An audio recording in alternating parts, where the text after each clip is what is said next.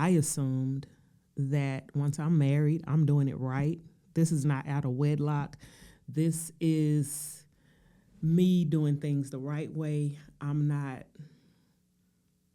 fornicating. I'm not committing adultery. I am married. I am with my husband, trying to conceive with my husband. So I assumed that it would happen immediately. Our 7-year anniversary is coming up in April, and we have still not conceived a second child.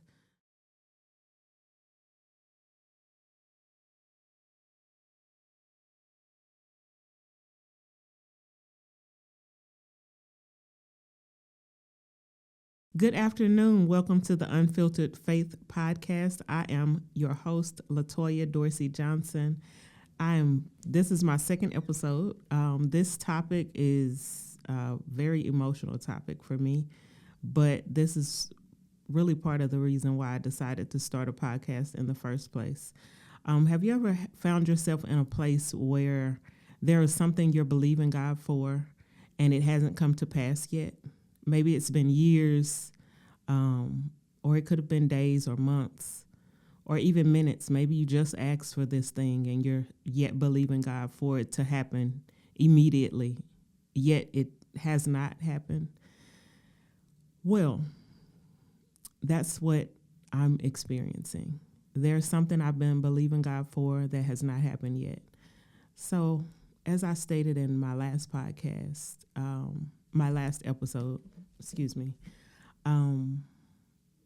I got married in April of 2019, and I was on birth control until about, maybe 3 months after getting married. Not because I had to be, because of course I was married, but because I thought I could control when it was that I would conceive.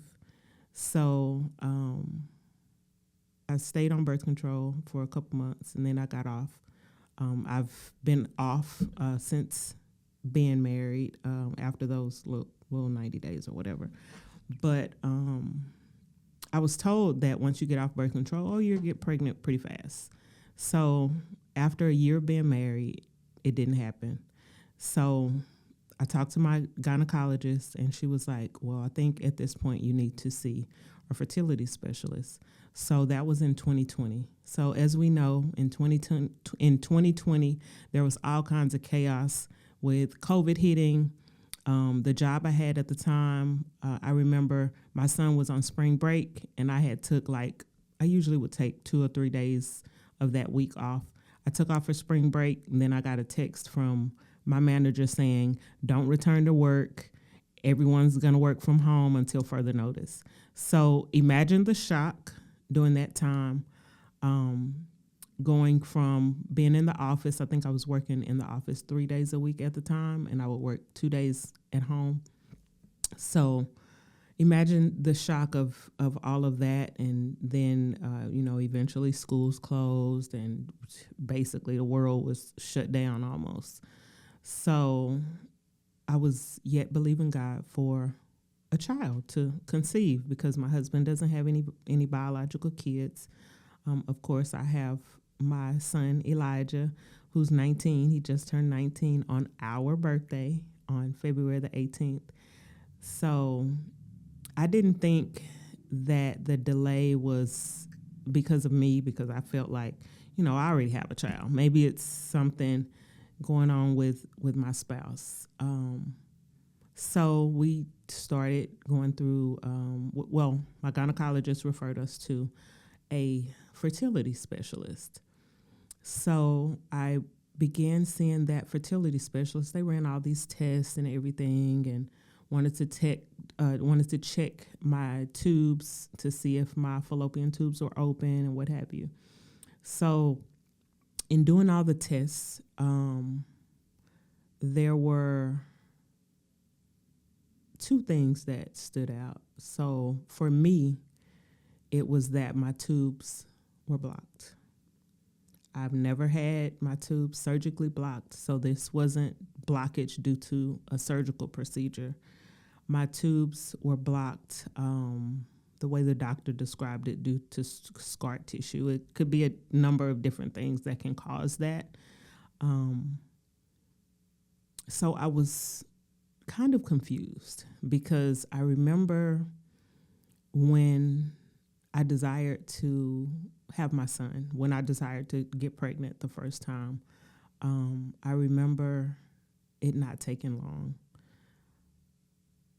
I was with my son's dad for a short amount of time. I got pregnant pretty much right away.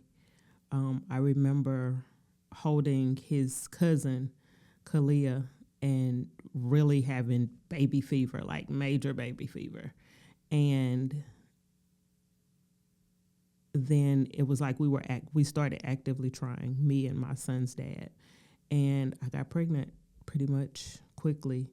And I assumed that once I'm married, I'm doing it right. This is not out of wedlock. This is me doing things the right way. I'm not fornicating. I'm not committing adultery. I am married. I am with my husband, trying to conceive with my husband. So I assumed that it would happen immediately. Our 7-year anniversary is coming up in April, and we have still not conceived a second child. So going back to 2020, dealing with the results of the test that the fertility specialists provided us with, it caused me to go into a depression. Not immediately, but I found myself looking for teas, or it was this type of thing that will help you conceive. And it was whether it was teas, whether it was taking prenatal vitamins, whether it was whatever it was. I just found myself looking for every possible way to conceive because I wanted another child. I'm trying to think. How old was my son at the time? I don't even remember. Let's see. So my son would have been, he would have been 12 in 2019. So in 2020, he would have been 13.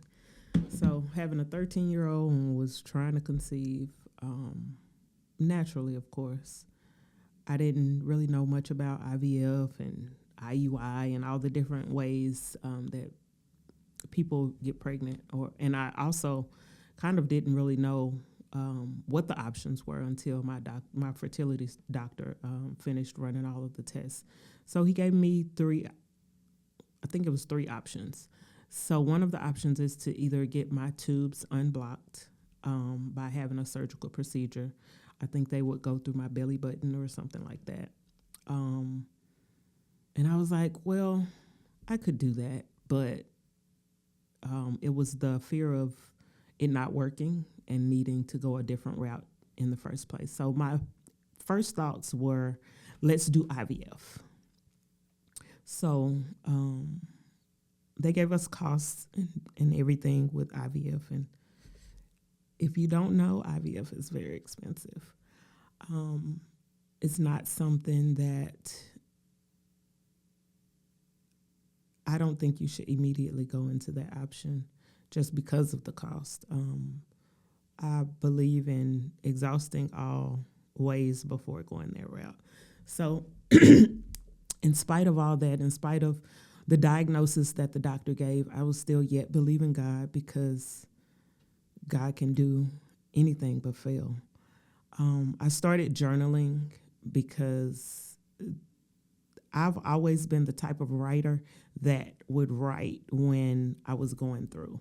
Like if I was going through a relationship that was, whether we were having good or bad times, I would usually write my feelings I've always been the type to write how I feel. It to me, I can get my feelings out more easily when I'm writing. So I started journaling all of the emotions and the feelings because I found myself in a place of questioning God. Like, why would this happen when you blessed me to have a child out of wedlock? Why, when I get married, it doesn't happen as fast as I think it should, or as fast as I want it to? I remember way before I got married, I remember saying, I want to write my first book at 21. I want to have my first child at, I don't remember what age I had. I think I wrote 30 or something. I was like, I want to have my first child at 30. I want to have my next child at 32. I want to have my last child at 34. And some of the things I wanted, or that I thought I wanted when I was making up these guidelines or timelines for God, I didn't consider, okay, is this what God wants for my life? So I was just making up timelines. So yes, I did publish a book. It was not at 21, but I did it. So it's not that God said no, he just said not right now. So I feel like with my pregnancy journey the second time around, I believe that that's exactly what God is saying. He's not saying it won't happen, but he's saying not right now. And I do believe in God's timing for everything. Even when I think about how me and my husband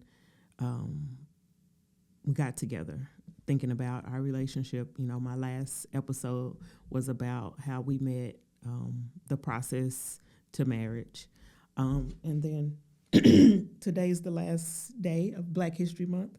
So I wore this shirt. If you can't see it, it says trust the process. So at the top it says trust, and then at the bottom it says the process. So this shirt has Black entertainers on it. But I said all that to just say trust the process. I'm still having to trust the process. I've now saw my fertility specialist, I want to say 3 times. And every time I go to my fertility specialist, it is cost that keeps us from moving forward. And also the fact that I'm believing God to naturally unblock my tubes, because if he did it before, he can do it again. But I'll go back to all of the emotional toll that trying to conceive caused me to experience. So in 2020, I was experiencing depression. And a lot of these things and emotions I was feeling, I wasn't sharing them with my husband, which I would state to any woman who is trying to conceive. This journey is not for you by yourself. This is a journey that should be taken with your spouse, whether that's going to the doctor, whether that's whatever it is, whether that's praying about it, whatever the situation is. It's not something that you should carry on your own. And I did that, and I shouldn't have, because it takes two to conceive a child. So just like it takes a village to raise one, I believe it takes a village to create one.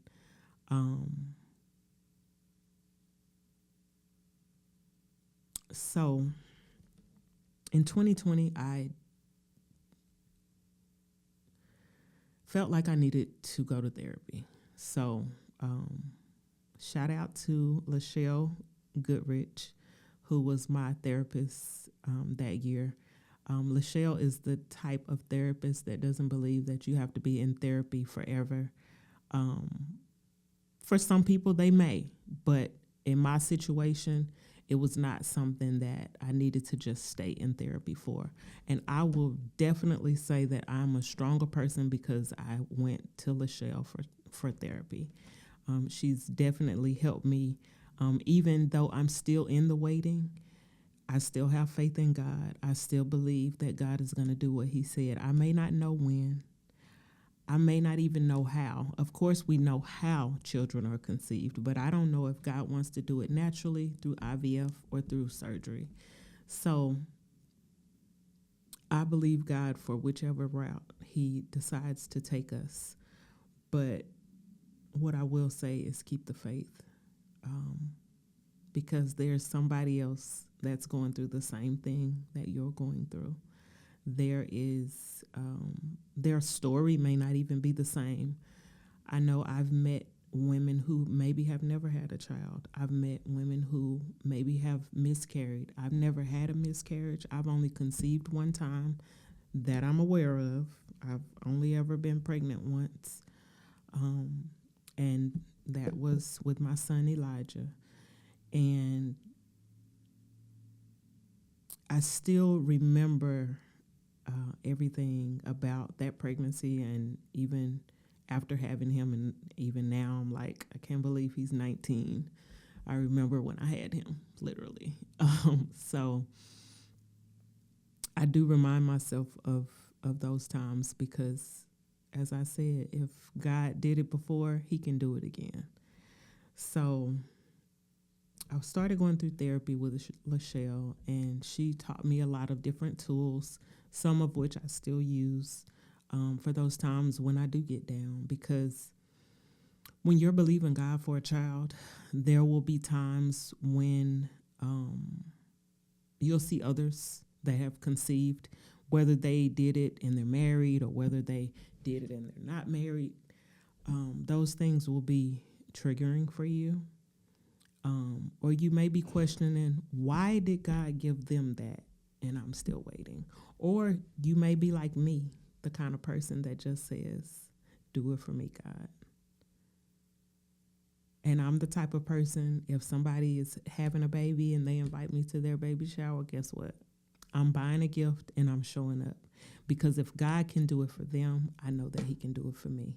And I also believe that what God makes happen for, what you make happen for somebody else, God will make happen for you. So I believe in supporting others, whether that's because they're conceiving or even if they were getting married. I'm a wife, so I support other wives or whatever the vision is. I believe in supporting others. So going back to when I was in therapy in 2020, so a lot of the tools really helped me to believe God and to have faith, and it really, really, really has tested my faith in ways that I could never have imagined my faith being tested. So that first year when I was going to get the test done, me and my husband, we went separately because, of course, we both work. So I went in, I would get my test done, and then he would get his test done. Then we would come together and have a Zoom meeting with the doctor. And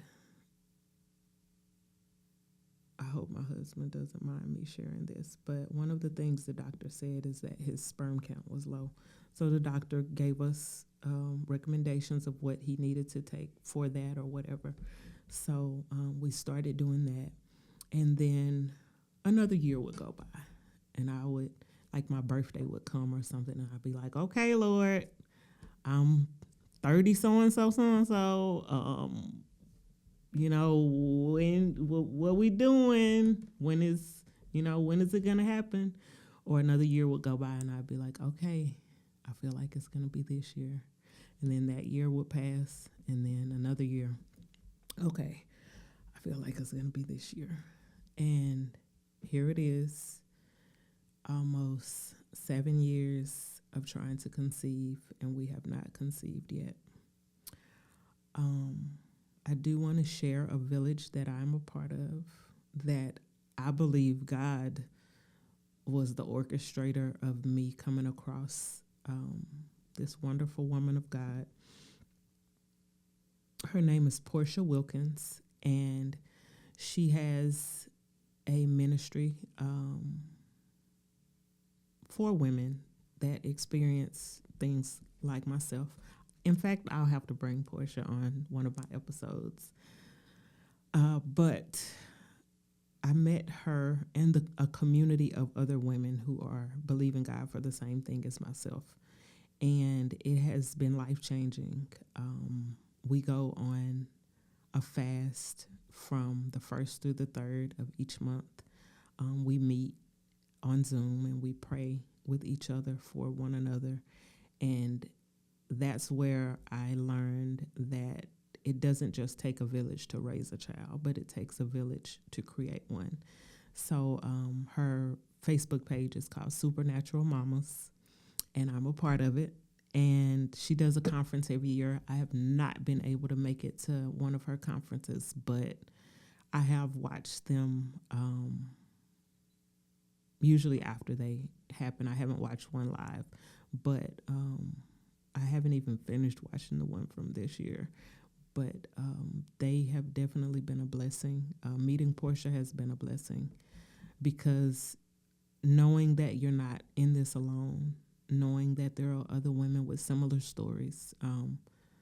I'll have to invite Portia to share her story, or you can find her Facebook group, and you'll definitely see her testimony, or you can even go to her website. I can't think of it right off the top of my head. Let me see if I can pull it up.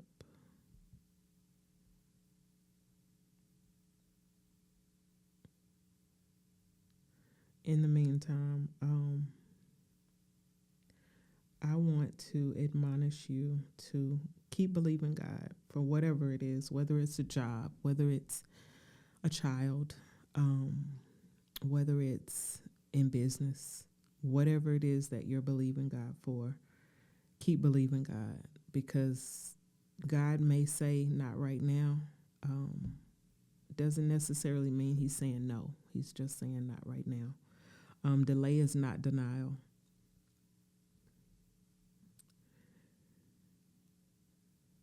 And I wanted to share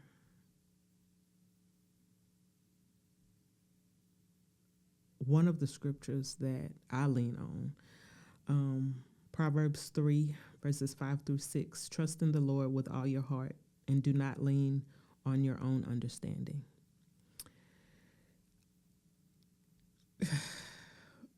I don't know why this happened to me. Maybe it happened so that I could share it with all of you. Whoever is watching, whoever is going through the same situation or something similar. I do know some women that may only have one child like me that's believing God for another child or more children. I always said that I wanted to have at least 3 children.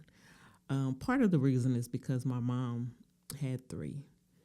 And another thing that I always said is, number one, after I had my son, I always said I didn't want any more children until I got married. So I did stick to that, and I'm now married, but I'm yet believing God to bless me and my husband with, whether it's 1 or 2, we really would like to, but God, whatever God's will is for us. Another scripture that I stand on is 2 Corinthians 5 and 7. For we walk by faith and not by sight.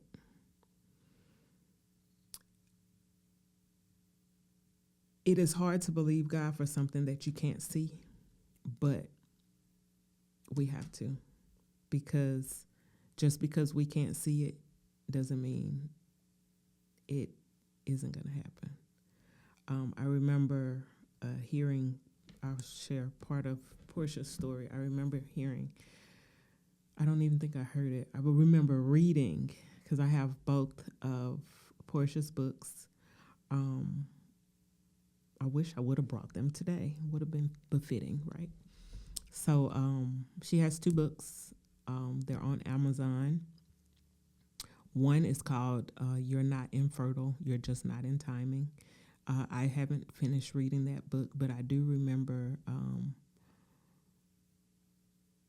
one of the stories that she shared. I can't remember if it was in one of her books or if it was through her ministry and everything. I remember when her and her husband were believing God for a baby, and he would hold a water bottle and speak to the water bottle. So, long story short, Portia now has 2 beautiful sons, her and her husband, and that is a prime example of walking by faith and not by sight, because they were speaking, her husband was speaking to a water bottle, saying he was going to watch football with the water bottle. So he was just believing God to bless him with a son so that he could watch football with his son. So that was very powerful to me. Another thing that I will share, I remember there was a time, well, it was recently, it wasn't 2026 recently, but it was last year sometime. I was in my bedroom, and my husband, I think, was in the garage, and I was just sitting there, and it was one of those times when I was really struggling emotionally with the why God hasn't allowed us to conceive. And I just started recording myself because I knew that God was calling me to share my testimony. Even though I don't have proof of what God's going to do yet, he has been tugging at me to really share, because my story can help someone else. But that night I was just at home listening. I was at home and I was struggling emotionally, and I just started recording myself. And he walked in. My husband walked in after I had finished, and I had been crying, and he was like, "What's wrong?" And I told him why, and he said, "I'm not going anywhere." He was like, "What God said he's going to do, and I'm not going anywhere." And for me, that felt like a weight off of my shoulders, because sometimes I'm in those modes where I really am super emotional about what hasn't taken place yet, and just really struggling, I would say, in my flesh,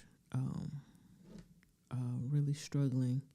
And that was like God using him to remind me, and not just that, but knowing that my husband is there, knowing that I'm not alone in this journey. And that's why I said, when you're going to doctor's appointments or whatever, to do it together, because it's not something that you have to go through by yourself. I remember also, I hope she doesn't mind me shouting out her name, but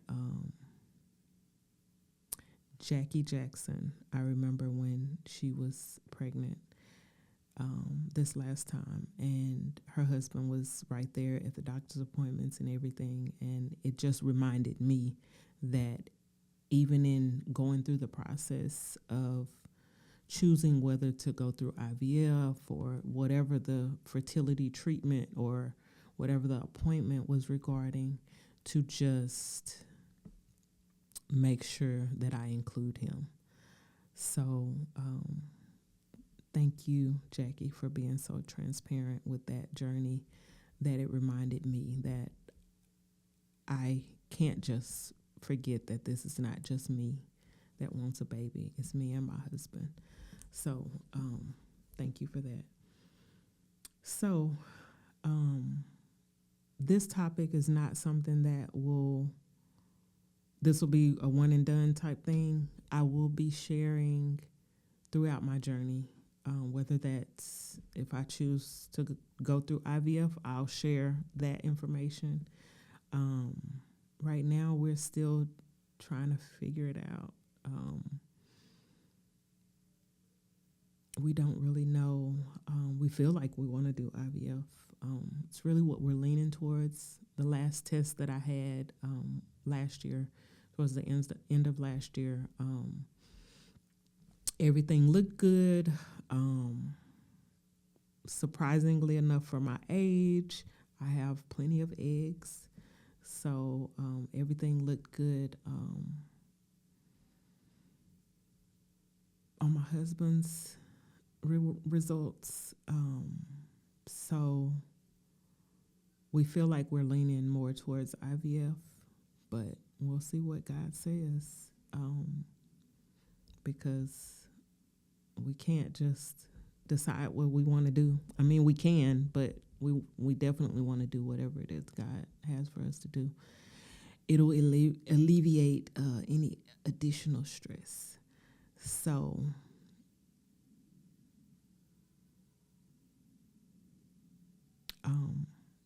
whoever is going through what I'm going through or something similar, or just believe in God for whatever you're believing God for, just keep having faith that God will do just what he said.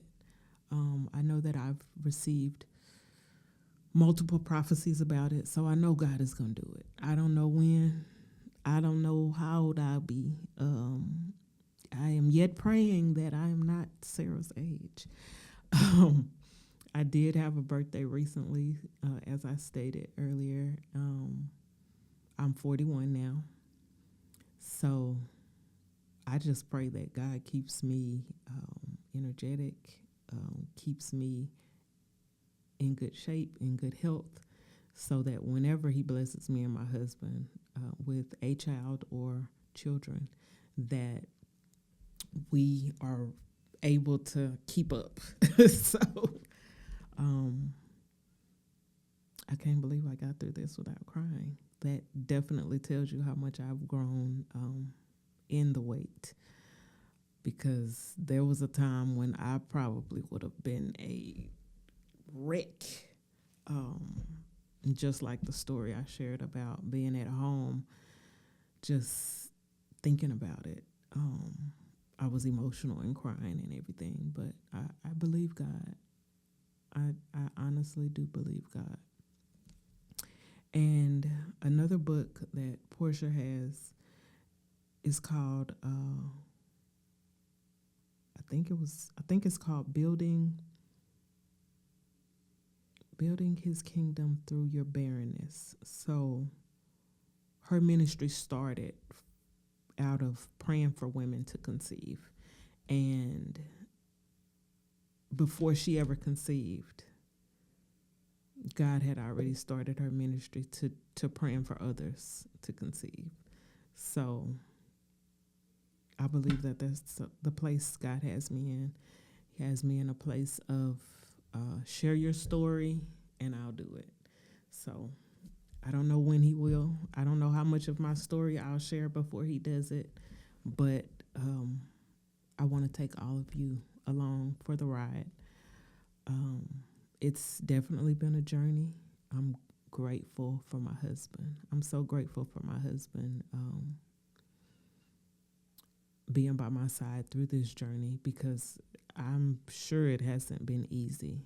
And a lot of times we don't even account for what a man is going through emotionally with a situation like this, or with any situation if it's something that you and your spouse are experiencing. So a lot of times we'll have conversations about it in quiet time. We'll talk about it and we'll share, and even now we still will say, we're going to do X, Y, and Z when we have our baby, or we're going to do this, and different conversations that we've had. So thank you for tuning in to another episode of the Unfiltered Faith podcast. I pray that this podcast episode has been a blessing to you. And again, I'll say, trust in the Lord, no matter what you're believing God for. And I cannot end my episode without shouting out the products that I so genuinely love. They are straight from the wellness store. If you are interested in joining the wellness store, please reach out to me. I can send you a shopping link so that you can begin shopping with the Wellness Club. Does Walmart or Target pay you to shop there? Does Amazon pay you to shop there? If they don't, I'm sure they don't. Unless you're like a content creator or something. But anyway, I get paid for sharing the store. And I wanted to point to a product that I've used. I still use this. So this is Replenix. I use this for my knees.